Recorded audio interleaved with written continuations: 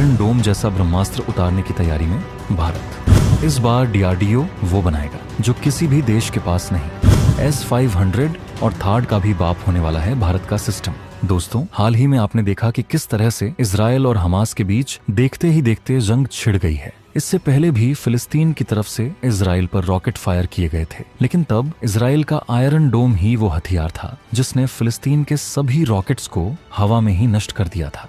Iron की ये खूबी देखकर भारत ने भी इजराइल का आयरन डोम खरीदने की इच्छा जाहिर की। डील भी होने वाली थी, सब रेडी हो चुका था, लेकिन उसके बाद जो घटना घटी उसने भारत को इजराइल से आयरन डोम खरीदने का जो फैसला था उसे बदलना पड़ा। वो घटना थी हमास द्वारा इजराइल पर 5000 से अधिक रॉकेट फायर करना और उसमें आयरन डोम का फेल हो जाना। नतीजा, इजराइल के हजारों लोग मारे गए। हमास ने इजराइल में जमकर कत्लेआम किया और बाकी की कहानी आप खुद जानते हैं। लेकिन भारत अब तक यही सोच रहा था कि अगर ऐसा हमला भारत पर चीन या पाकिस्तान कर दे तो भारत के पास बचाव के लिए क्या होगा। इसी सवाल के जवाब में भारत ने इजराइल के आयरन डोम से कहीं बेहतर एक खुद का मिसाइल रोधी सिस्टम बनाने का फैसला कर लिया है। जी हाँ, इस सिस्टम में जो मिसाइलें लगने वाली हैं वो अमोघ होगी। यूं मान लीजिए इसके लिए एक नई तरह की मिसाइल बन रही है जो बाकी सबसे अलग होगी। इससे भारत को एक नहीं बल्कि दो फायदे वाले हैं, सैन्य और आर्थिक तौर पर। अब ये कैसे होने वाला है ये हम आपको आगे वीडियो में समझाते हैं।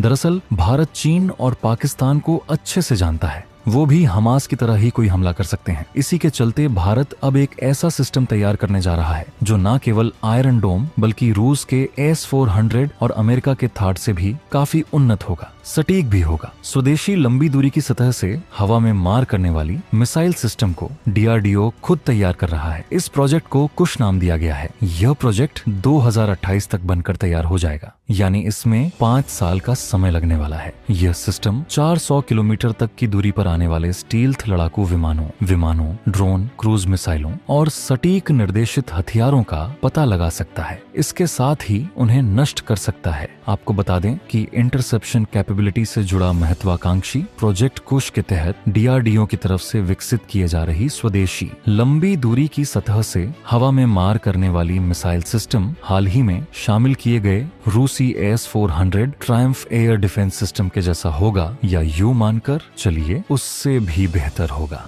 भारत 400 किलोमीटर रेंज का स्वदेशी long range surface to air missile LRSAM बना रहा है। यह मिसाइल सिस्टम सतह से हवा में मार करने में सक्षम होगा। यह 3 लेयर का होगा, यानी 3 स्टेज वाला। यह दुश्मन के हवाई जहाज, फाइटर जेट, रॉकेट, हेलीकॉप्टर या मिसाइल को 400 किलोमीटर रेंज में मार गिराने में सक्षम होगा। 20,000 करोड़ रुपए के इस प्रोजेक्ट के सफल होने के बाद भारत उन देशों में शामिल हो जाएगा जिनके पास खुद की हवाई सुरक्षा प्रणाली है। मिशन मोड पर फोकस कर रहा है डीआरडीओ।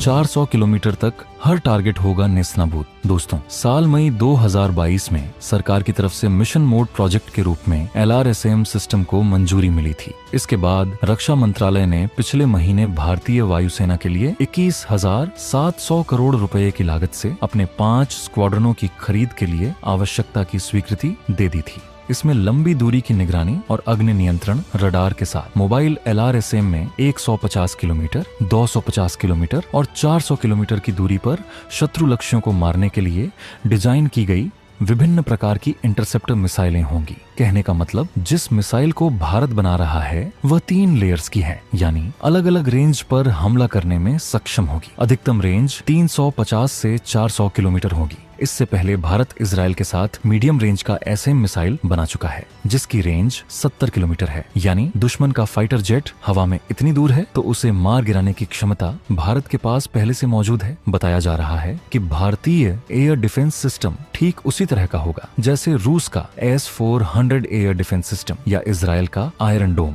S-400 सिस्टम की 3 स्क्वाड्रन भारत के पास हैं, जो चीन और पाकिस्तान सीमाओं पर तैनात किए गए हैं। 2 और स्क्वाड्रन भारत आएंगे, लेकिन फिलहाल उनकी तारीख तय नहीं है। आपको बता दें कि भारत में डीआरडीओ ने जमीन से छोड़ी जाने वाली और युद्धपोत से छोड़ी जाने वाली हवाई सुरक्षा मिसाइलों को विकसित किया है। इसमें काफी आगे बढ़ चुका है। भारत की तीनों सेनाओं के पास इस समय मध्यम दूरी की सतह से हवा में मार करने वाली मिसाइलें MRSAM मौजूद हैं। चीन के पास रूस के S-400 की तरह ही उनका अपना एयर डिफेंस सिस्टम है, लेकिन वह रूस के S-400 एयर डिफेंस सिस्टम से कम क्षमतावान हैं। भारत में बनने वाले air defence system LRSAM project का नेतृत्व भारतीय वायुसेना कर रही है, जो लगातार स्वदेशी रक्षा उपकरणों और प्रणालियों के विकास में लगी हुई है। सूत्रों के मुताबिक यह विश्वसनीय क्षेत्रीय वायु रक्षा में सक्षम होगा। इसमें सिंगल मिसाइल लॉन्च के लिए 80% और साल्वो लॉन्च के लिए